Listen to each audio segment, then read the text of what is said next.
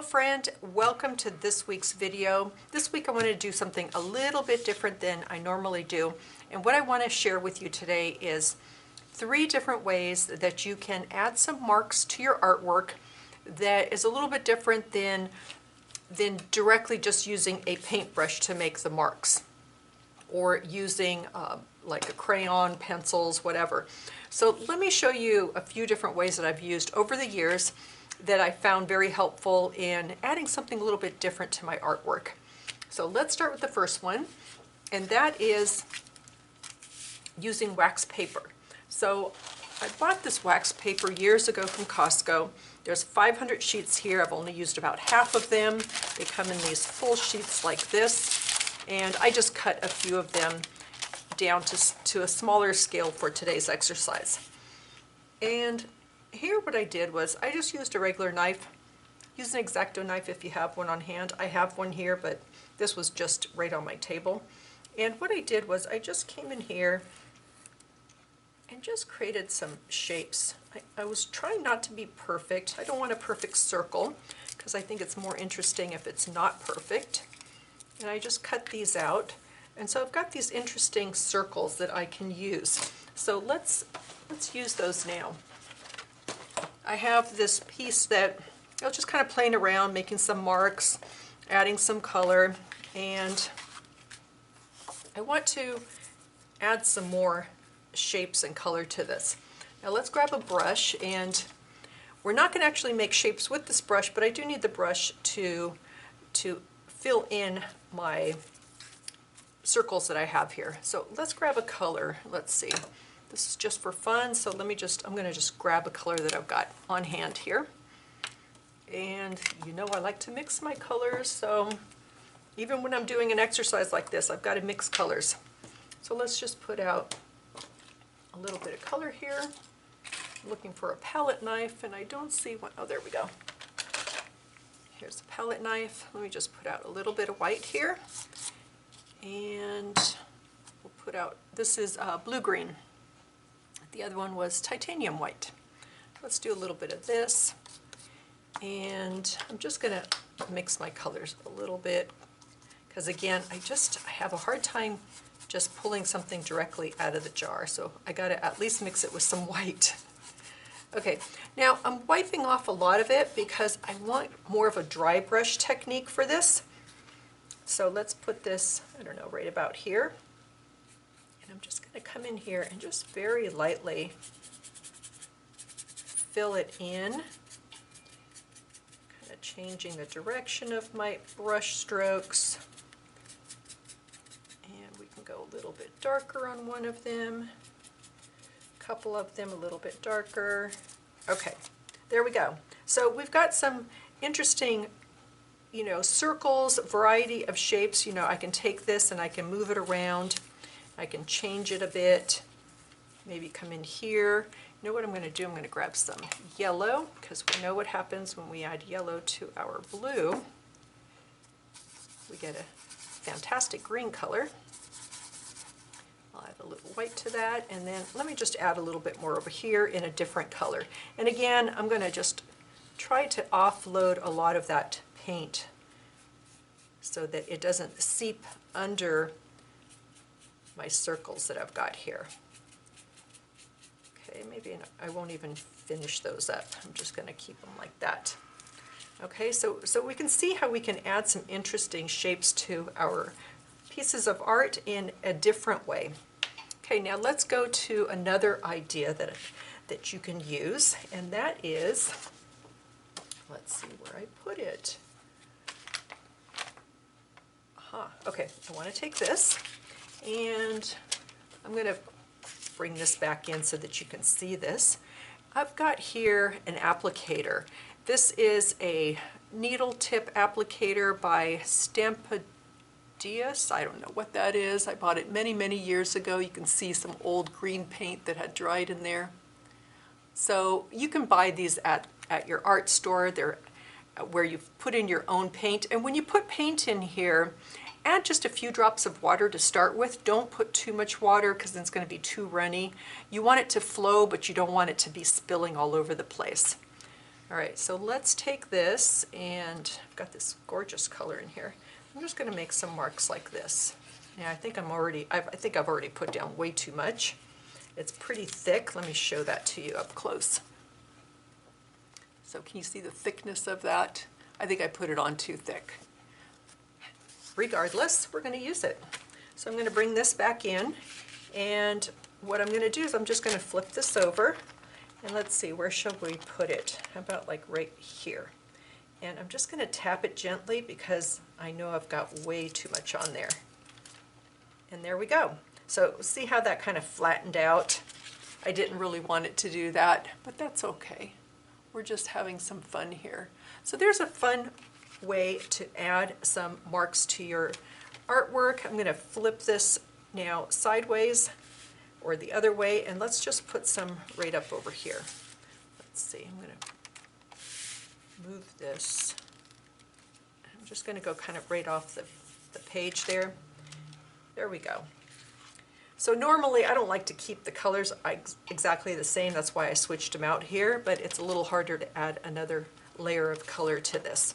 All right, so that's another way that you can add some interesting marks. And you know, you can come in here certainly and maybe do some, you know what, let me grab another piece. Let's do another one. You can do some lines as well. I'm trying to do this as thin as possible this time. Okay, so here's some interesting lines that we can add, kind of add some variety of shapes. And we can certainly do this directly on here as well. So, you know, if we came in here, we can certainly do this. So that's another way to add some fun marks. Okay, and then we'll take these lines that we've got here, and I don't know, maybe come in here. All right, so we've got some lines there. Maybe I'll add some down here.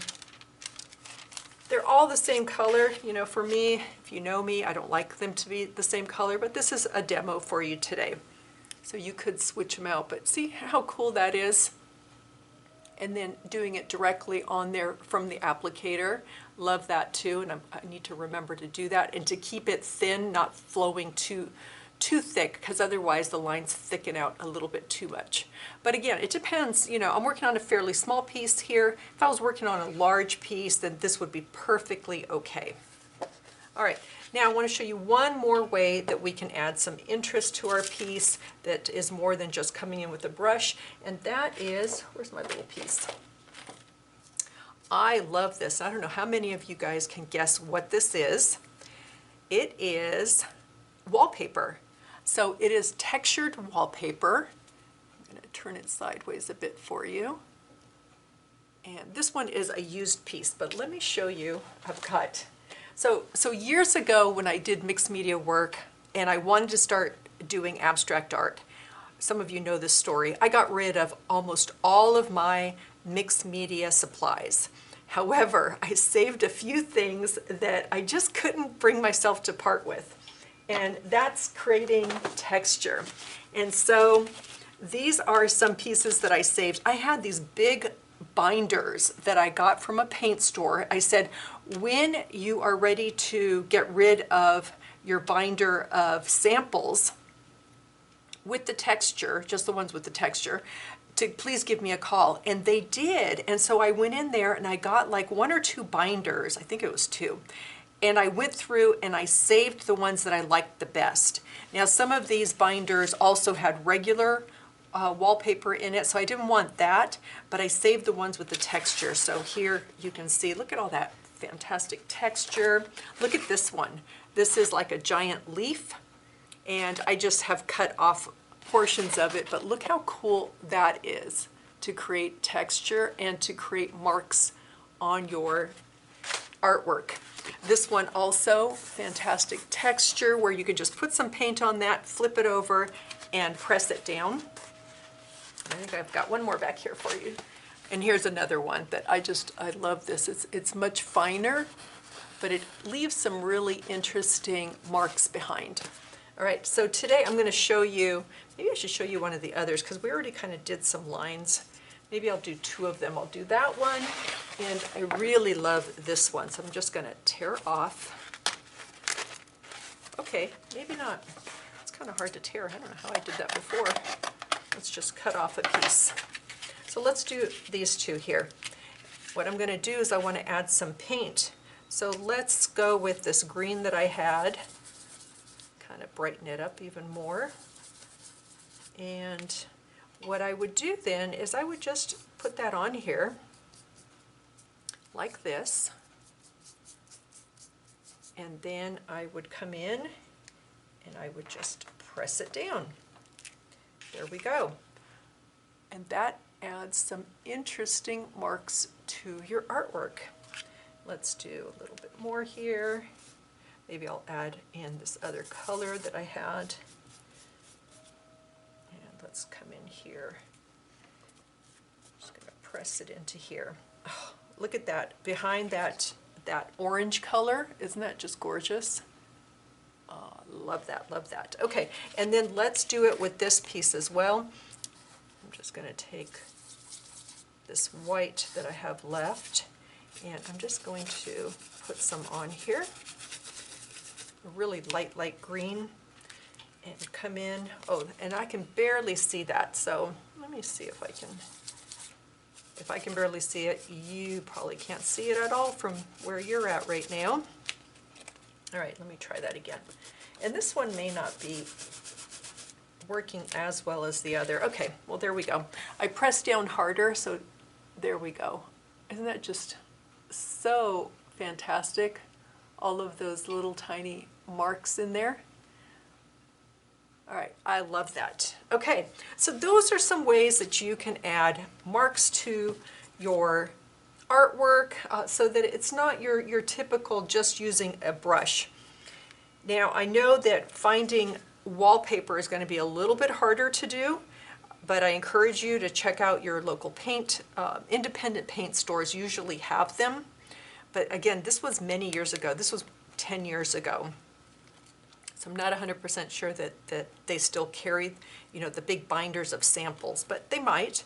If not, look for things, you know, when you're out and about. Cardboard is a great example where you can peel back, and I wish I had a piece of cardboard around me right now, but you can peel back a layer of that cardboard and you'll have those grooves that are in between. That would work well for, you know, in place of something like this. So as you go through your day, look around and see what interesting things do you have around the house that aren't interesting normally, but you may be able to use them to add to your artwork. Now this one certainly, wax paper, easy to find, and this is such an easy exercise to do. And there's so much variety that you can do in terms of different shapes that you can cut out yourself, or maybe just doing, for example, if you don't want to cut out circles like that, you can just do some kind of a shape like this, and we can just line that up here. Let me see, I'm going to put it right over here, and then we can come in here and we can add some lines that way. So if we just follow it like this, okay, so we can add some interesting mark making to your piece in a variety of different ways. Okay, if you have tried these, let me know in the comments below, or if you've got some other ideas, share them below, because folks read the comments and they're going to be able to pick up some suggestions and ideas that you may have that you've tried, that you've really enjoyed doing with your own artwork.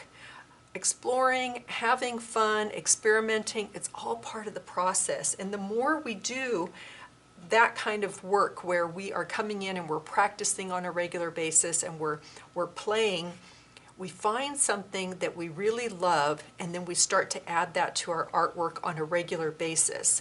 And that's what helps us build up our artwork, build up our practice, build up our own signature that we're putting into our artwork. So don't be afraid to go out there and explore and experiment. And if there's something that, you know, isn't working for you, that's okay. You know, that's part of the learning process. I always say, you know, it's just as important to know what you don't like as it is to figure out what you do like. And the many years that I was creating mixed media art and then switching over to creating abstract art, I had tried so many different things, and all of it was part of my journey to figure out, what I didn't like and what I did like.